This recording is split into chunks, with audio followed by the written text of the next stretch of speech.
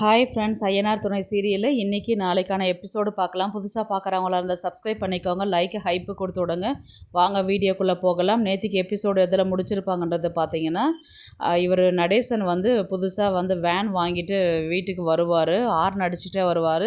எல்லாருமே வீட்டை விட்டு வெளியில் நிற்பாங்க. அப்படியே எபிசோடு முடிச்சிருப்பாங்க. இன்றைக்கி பார்த்தீங்கன்னா எல்லோரும் வெயிட் பண்ணிட்டு இருக்கும்போது யார் அது ஹார்ன் அடிச்சுக்கிட்டே வீட்டுக்குள்ளே வர்றது அப்படின்ற மாதிரி தான் பார்க்கும்போது பார்த்திங்கன்னா நடேசன் தான் வண்டி விட்டு இறங்குவார். இறங்கும்போது எல்லாருமே ஆச்சரியமாக பார்ப்பாங்க. அவர் இறங்கி வந்தவுடனே ஒரு தேங்காயில் கற்பூரம் ஏற்றி வண்டிக்கு சுற்றி போட்டு சூற தேங்காய் மாதிரி உடச்சிட்டு அதுக்கப்புறம் அங்கேருந்து வருவார்.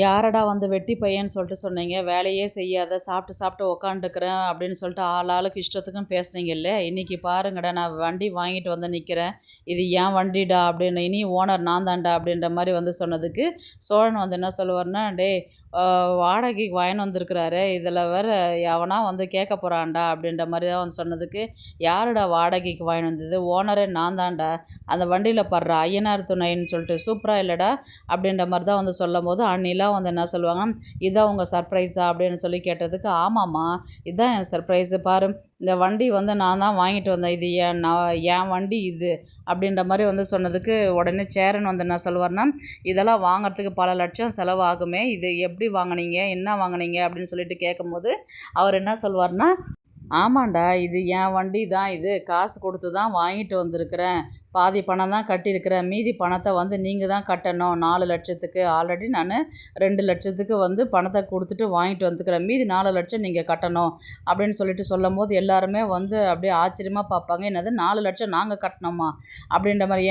உடனே நிலா என்ன சொல்லுவாங்க, வீட்டில் எவ்வளோ பிரச்சனை போயின்னு இருக்குது, கொஞ்சமாவது நீங்கள் யோசிச்சு தான் செய்கிறீங்களா, உங்கள் பிள்ளைங்களுக்கு ஏன் இப்படி கஷ்டத்தை கொடுக்குறீங்க, ஏன் இப்படி பிரச்சனை மேலே பிரச்சனை பண்ணிட்டு இருக்கிறீங்க அப்படின்னு சொல்லிட்டு கேட்டதுக்கு நடேசன் என்ன சொல்வார்னா, நான் வேலை செஞ்சு அப்போ இருக்கும்போதே என்னை வெட்டி பையன் நானுங்க, எல்லோரும் இஷ்டத்துக்கும் பேசினானுங்கள, இப்போ நான் ஒரு வண்டிக்கு ஓனர் ஆகிட்டேன், இப்போ இதெல்லாம் வாங்குறதுக்கு ஏது காசு உங்களுக்கு அப்படின்ற மாதிரி இவர் சேரன் கேட்கும்போது என்ன சொல்லுவார்னா, நகையை வச்சு தாண்டா நான் பணத்தை வாங்கினேன், 2 லட்ச ரூபாய் கட்டிட்டேன், மீதி 4 லட்ச ரூபாய் கட்டணும், இப்போது அவனுங்க வருவானுங்க, காசை செட்டில் பண்ணி அனுப்பி விடுங்க அப்படின்ற மாதிரி சொல்லும் போது, 4 லட்சம் இப்போவே எப்படி கட்ட முடியும், நாங்கன்னா பாக்கெட்லேயே வச்சுக்கிட்டு இல்லைன்னு சொல்லிட்டு சொல்கிறோம், ஆல்ரெடி 25 லட்ச ரூபா கமிட்மெண்ட்டில் இருக்குது, அதுவே எப்படி அடைக்கிறதுன்னு தெரியாது உக்காண்டிருக்கிறோம், அதுக்குள்ளே இந்த பிரச்சனை வேறையே, ஏன் தேவையில்லாத 7.5 இழுத்துட்டு வரீங்க நீங்கள் அப்படின்ற மாதிரி சோழன் கேட்பார்.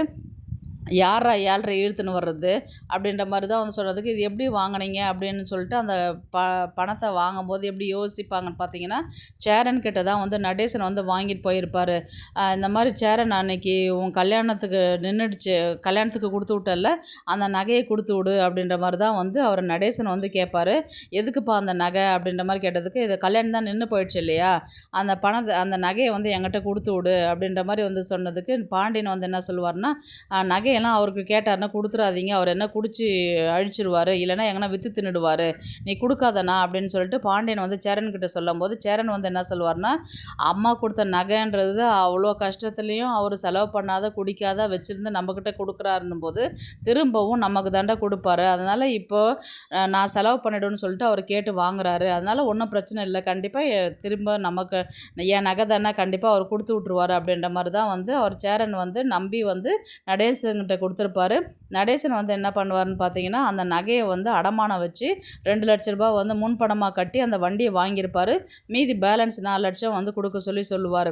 இவ்வளோ விஷயம் நடந்ததுக்கப்புறம் பாண்டியன் என்ன சொல்லுவார், அண்ணா நான் அன்றைக்கே தலைப்பாடாக அடிச்சுக்கிட்டேன், நகையை கொடுக்காதன்னு, இன்றைக்கி பாரு எவ்வளோ பிரச்சனையை கொண்டு விட்டுருக்குறாரு அப்படின்னு சொன்னதுக்கு சேரன் நடேசனை பார்த்து கேட்பார், ஏன்ப்பா நகையை நான் உங்ககிட்ட சேஃபாக இருக்குன்னு சொல்லிட்டு கொடுத்தேன், நான் அம்மா நகை தானேப்பா அது, அம்மா நகையை போயிட்டு ஏன்ப்பா நீ இப்போ வச்ச அப்படின்னு, அம்மா நகையாவது ஆட்டுக்குட்டி நகையாவது அவள் என் பொண்டாட்டி நகை எனக்கு தான் சொந்தம், உங்களுக்கு சொந்தன்றது நான் கொடுத்ததுனால தான் உங்களுக்கு தெரியும், அப்போது அவள் முதல்ல எனக்கு பொண்டாட்டி, அதுக்கப்புறம் தான் உங்களுக்கு அம்மா, அதனால் அந்த நகையை நான் தான் செலவு பண்ணுவேன் அப்படின்னு சொல்லிட்டு இவர் என்ன பண்ணுறாரு, போயிட்டு வண்டி வாங்கின்னு வந்துட்டேன், இப்போ பணம் பேலன்ஸ் வாங்குறதுக்கு 2 பேர் வருவானுங்க, அவனுக்கிட்ட பணம் செட்டில் பண்ணி அனுப்பிவிடு அப்படின்ற மாதிரி தான் வந்து எல்லார்ட்டையும் சொன்னதுக்கு சோழனுக்கு கோவம் வந்து, யோ என்னையா நீ பேசின்னு இருக்கிற, 1008 கமிட்மெண்ட் இருக்குது, தேவையில்லாத பிரச்சனை பண்ணின்னு உட்காந்துக்கிற, கையில் நாங்கள் என்ன வச்சுக்கிட்ட இல்லைன்றோம் அப்படின்ற மாதிரி வந்து கேட்டதுக்கு உடனே நிலாவும் சொல்லுவாங்க, அங்கிள் நீங்கள் என்ன தெரிஞ்சு தான் பண்ணுறீங்களா இல்லை தெரியாத பண்ணுறீங்களா, இப்போ இவ்வளோ பிரச்சனை இல்லை, இப்போ இதெல்லாம் தேவையா உங்களுக்கு அப்படின்ற மாதிரி வந்து கேட்டதுக்கு, என்னம்மா நான் வேலை வெட்டி இல்லைன்னு சொல்லிட்டு சொன்னானுங்க, இன்றைக்கி நான் ஒரு வண்டிக்கு ஓனரு, அப்படி தான், அப்படி இல்லைன்னா 4 லட்சம் உங்களால் கொடுக்க முடியல, இந்த வீட்டை விட்டு எல்லாருமே போயிடுங்க, இது என் சொந்த வீடு இது அப்படின்ற மாதிரி வந்து சொன்னதுக்கு, இத்தனை வருஷமாக இருந்தீங்க வீட்டுக்கு யாருன்னா வாடகையை கொடுத்துட்டு இருந்தீங்க, இது சும்மா தானே இருந்தீங்க, ஒன்று பணம் கொடுத்தா இந்த வீட்டில் இருங்க, பணம் கொடுக்கலையா அந்த வீட்டை விற்று நான் வாங்கிட்டு போயிடுவேன் அப்படின்னு சொல்லி சொன்னதுக்கு சோழனுக்கு கோவம் வந்து, யோ இது உயிலெல்லாம் வச்சு அவனும் பணம் தரமாட்டான், இதெல்லாம் கோடிக்கணக்கில் போக வேண்டிய சொத்து, இதில் 4 லட்சத்துக்கு விற்று நீ அவங்ககிட்ட கொடுத்துடாதையா அப்படின்ற மாதிரி, இது என்ன ஊன் சொத்தா இது அப்படின்ற மாதிரி தான் வந்து அவர் கேட்பார். உடனே ஃபோன் பண்ணி இது மாதிரி பேலன்ஸ் 4 லட்ச ரூபா வாங்குறவங்க வந்து வழி தெரியாமல் கேட்டுருப்பாங்க. இவர் ஃபோன் அட்டன் பண்ணி நடேசன் வந்து இங்கே தான், ஐயோ வாய் அந்த பக்கம் கேட்டு பக்கம் அப்படின்ற மாதிரி தான் வந்து சொல்லுவார். என்னடா நடக்குது இங்கே பாண்டி அப்படின்ற மாதிரி வந்து சோழன் வந்து பாண்டியனை பார்த்து கேட்பார். அவர் தான் ஏதோ கிறுக்குத்தனமாக பண்ணிட்டு இருக்கிறாருன்னா, நீ ஏன்டா கத்தின்னு இருக்கிற, அண்ணா நான் தான் சொன்னேன், நான் அன்றைக்கி அவர்கிட்ட நகையை கொடுக்காத, இந்த மாதிரி தேவையில்லாத எதாவது பண்ணுவாருன்னு சொல்லிட்டு தான் நான் அன்றைக்கே உனக்கு கொடுக்க வேணான்னு சொல்லிட்டு சொன்னேன் நான், நீ தான் கேட்காம கொடுத்த, இன்றைக்கி பாரு இப்போ இந்த மாதிரி ஒரு பிரச்சனை கொண்டாந்து விட்டுருக்குறாரு அப்படின்ற மாதிரி தான் வந்து பாண்டியனா வந்து கேட்பாங்க. அதுக்கப்புறம் வந்து பார்த்திங்கன்னா நான் பேலன்ஸு கடன் வாங்குறதுக்கு 2 பேர் வந்து நிற்பாங்க. ஐயோ இவங்க தான் 4 பசங்க, என் பசங்க தான், மீதி 4 லட்சம் இவனு தான் தருவானுங்க, கேட்டு வாங்கின்னு போயா அப்படின்ற மாதிரி வந்து சொல்கிறதுக்கு இவர் வந்து சோழன் வந்து என்ன சொல்லுவார்னா, இவன் வாங்கின கடனுக்கு நான் கொடுக்கணும், நான்லாம் கொடுக்க மாட்டேன் அப்படின்ற மாதிரி சொன்னதுக்கு, நீங்கள் என்னப்பா சேரா அப்படின்ற மாதிரி வந்து அந்த கடன் வாங்கினவங்க பேலன்ஸ் கேட்க வந்தவங்க கேட்பாங்க. இவர் சேரன் வந்து என்ன சொல்லுவார்னா, இன்னும் 1 மாதம் பொறுத்துக்கோங்க, மீதி 4 லட்சத்தை நான் அடைச்சிட்றேன் நான் அப்படின்ற மாதிரி வந்து சொல்லும்போது, சோழன் வந்து என்ன சொல்லுவார்னா, என்னென்ன பேசின்னு இருக்கிற, ஏற்கனவே பிரச்சனை இருக்குது, ஏற்கனவே காசு கொடுக்க வேண்டிய சூழ்நிலை நம்ம இருக்கிறோம், இப்போ பத்தாவதுக்கு இந்த 4 லட்சத்தை வர தலையில் இழுத்து போட்டுக்காதண்ணா, நம்மளால் மேனேஜ் பண்ண முடியாதுண்ணா அப்படின்ற மாதிரி வந்து சொன்னதுக்கு, இருடா பார்த்துக்கலாம் அப்படின்ற மாதிரி தான் வந்து அவர் சேரன் வந்து சொல்லுவார். இவர் சேரன் வந்து அவங்கக்கிட்ட வந்து எனக்கு 1 மாதம் டைம் கொடுங்கண்ணா, நாங்கள் இங்கே தானே இருக்கிறோம், இந்த வீட்டை விட்டு எங்கேயும் போக மாட்டோம், கண்டிப்பாக நான் உங்களுக்கு பணம் கொடுத்துட்றேன் அப்படின்ற மாதிரி தான் வந்து சேரன் வந்து அங்கே இருக்கிறவங்ககிட்ட சொல்லுவாங்க.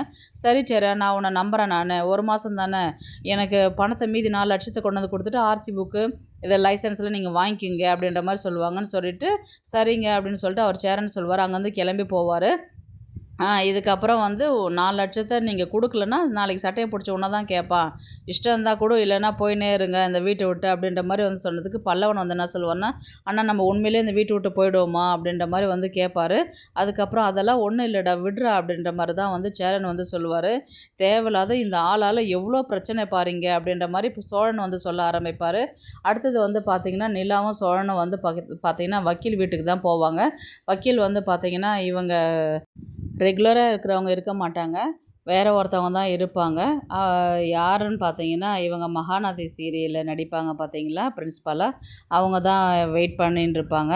அவங்க தான் வந்து சொல்லுவாங்க, இனி வந்து கேஸை நான் தான் எடுத்துக்குவேன், நான் உங்கள் கேஸ் பற்றிலாம் எனக்கு தெரியும், மேடம் வந்து கொஞ்சம் லீவில் போயிருக்கிறாங்க அப்படின்ற மாதிரி தான் வந்து சொல்லுவாங்க. சரிங்க அப்படின்னு சொல்லிட்டு, நாளைக்கு லாஸ்ட் ஹியரிங், நாளைக்கு நீங்கள் வந்து உங்களுடைய முடிவு சொல்லிடலாம், டைவர்ஸ் வேணும் வேண்டாம் அப்படின்ற மாதிரி வந்து சொன்னதுக்கு, நிலா வந்து என்ன சொல்லுவாங்கன்னா, நான் சோழன்கிட்ட சேர்ந்து வாழணும்னு ஆசைப்பட்றேன், அதனால் எனக்கு டைவர்ஸ் வேண்டாம் அப்படின்ற மாதிரி தான் வந்து சொல்லுவாங்க. அப்படிங்களா, ரொம்ப சந்தோஷம், நாளைக்கு வந்துடுங்க, நாளைக்கு லாஸ்ட் ஹியரிங் 11 மணிக்கெலாம் நீங்கள் கோர்ட்டுக்கு வந்துடணும் அப்படின்ற மாதிரி வந்து சொன்னதுக்கு, பேலன்ஸ் ஃபீஸ் இருந்தாங்கன்னு சொல்லிட்டு நிலா வந்து அவங்கக்கிட்ட ஃபீஸ் கொடுத்துட்டு அங்கேருந்து கிளம்பி வருவாங்க. ஏங்க நம்ம ஃபீஸ் வாங்குறதுக்காக நம்மளை வர சொல்லி சொன்னாங்க அப்படின்னு சொல்லி சொன்னதுக்கு, ஆமாங்க இப்போ நாளைக்கு கோர்ட்லேயே வச்சு கொடுப்பீங்க, இங்கே தான் கொடுப்பீங்க அப்படின்ற மாதிரி தான் வந்து அவங்க கொடுத்துட்டு இவங்களை கூட்டிகிட்டு வண்டியில் வரும்போது வந்து பார்த்திங்கன்னா சோழன் வந்து பார்த்திங்கன்னா இதே யோசிச்சுட்டு வருவார். இந்த மாதிரி எனக்கு சேர்ந்து வாழற விருப்பம் தான் அப்படின்ற மாதிரி தான் வந்து சோழன் வந்து நிலா கிட்ட வந்து சொல்லின்னு இருப்பாங்க.